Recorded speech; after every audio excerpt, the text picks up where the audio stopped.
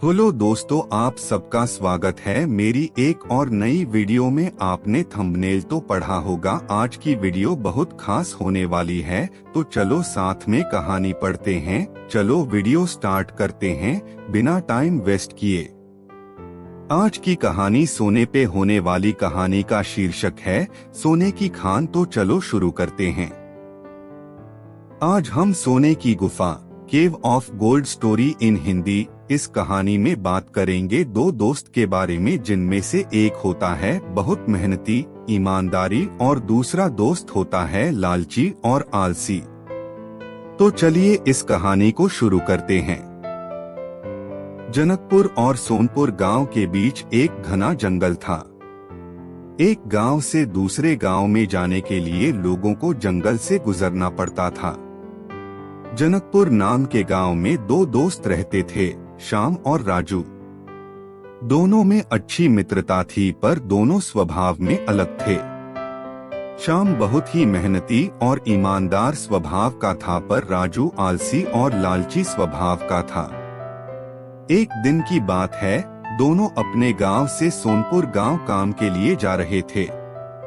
उस दिन काम करते करते काफी अंधेरा हो गई थी, तो उनके मालिक ने कहा, शाम अंधेरा होने वाला है, जंगल से गुजरते वक्त रात हो जाएगी, तो आज रात तुम लोग यही विश्राम कर लो, क्योंकि जंगल में जंगली जानवर घूमते हैं, जिससे तुम्हारी जान को खतरा है। श्याम ने कहा, नहीं नहीं, हम लोग चले जाएंगे, हमारे परिवार वाले इंतजार कर रहे होंगे।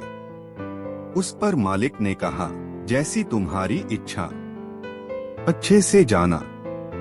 फिर दोनों दोस्त घर की तरफ निकल गए। जंगल से गुजरते वक्त जब रात होने लगी, तभी राजू ने कहा, हमें मालिक की बात मान लेनी चाहिए थी और वहीं रुक जाना चाहिए था। अच्छे से सुनो, जंगल में जानवरों की आवाज सुनाई आ रही है। तभी सच में जंगल में भेड़िए की आवाज सुनाई देती है और दोनों दोस्त डर जाते हैं।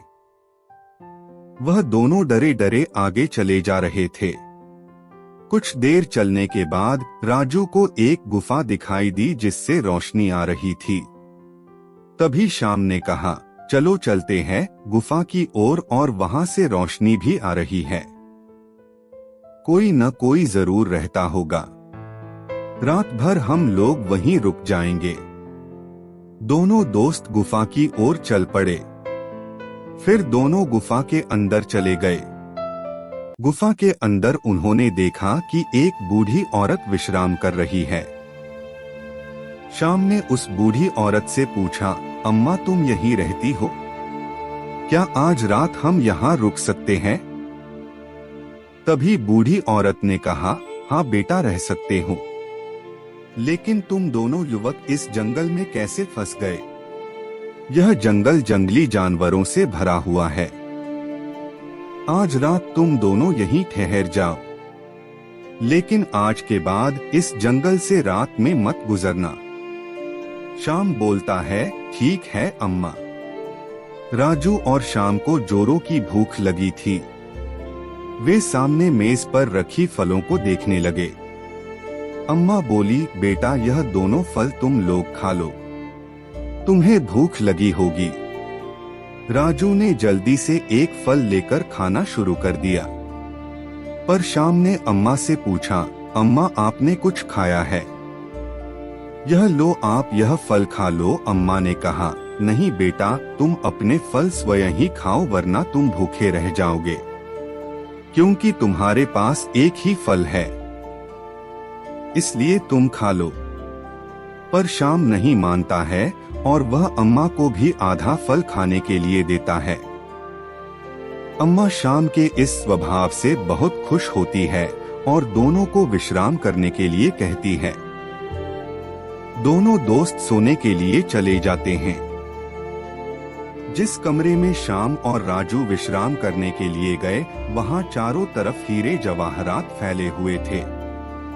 राजू की आंखें चकाचौंध हो गई। राजू ने श्याम से कहा, श्याम क्यों न हम अपने घर थोड़ा सा सोना ले जाएं, फिर हमें रोज इस घने जंगल से गुजरकर व्यापार करने नहीं जाना पड़ेगा। श्याम कहता है, नहीं राजू, जरूर यह सारी दौलत अम्मा का है। उन्होंने हमें अपनी गुफा में ठहरने को दिया है, जंगली जानवरों से भी बचाया है। हमें ऐसा नहीं करना चाहिए। मेहनत और ईमानदारी से कमाए पैसों का ही मोल होता है। राजू को श्याम की बात सुनकर क्रोध आया और मित्रता के लिए वह चुपचाप रह गया।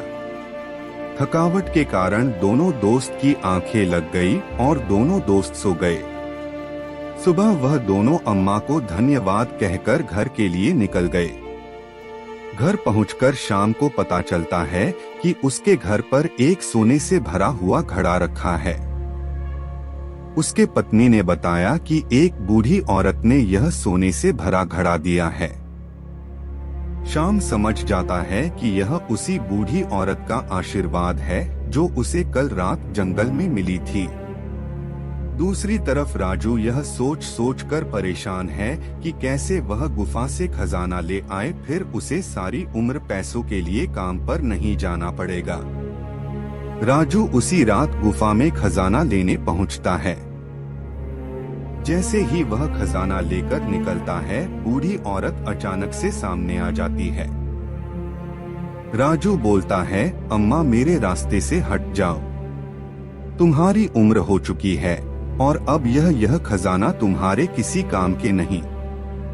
बूढ़ी औरत ने कहा, राजू मुझे पहले से पता था कि तुम लालची और आलसी स्वभाव के हो, परंतु मनुष्य को यह सत्य मानना चाहिए कि कर्म करके ही फल मिलता है। राजू बूढ़ी औरत की बात नहीं सुनता है और भागने लगता है। क्रोध में आकर बूढ़ी औरत राजू को लंगड़ा बना देती है और कहती है, यही तुम्हारी गलती की सजा है। देखते देखते वह गुफा और बूढ़ी औरत गायब हो जाती है। राजू लंगड़ाते हुए अपने घर वापस चला जाता है। दोस्तों, मुझे उम्मीद है कि आपको इस कहानी से एक अच्छी शिक्षा जरूर मिली होगी। अगर आपको यह कहानी अच्छा लगा हो तो इसे दूसरों के साथ भी जरूर शेयर कीजिए और कमेंट करके हमें अपना विचार भी जरूर बताएं। अगर वीडियो अच्छी लगती है तो वीडियो को लाइक करें, चैनल को सब्सक्राइब करें। ऐसे मजेदार कहानियां सुनने के लिए चैनल को जरूर सब्सक्राइब करें। मिलते हैं अगली वीडियो में, तब तक के लिए जय हिंद।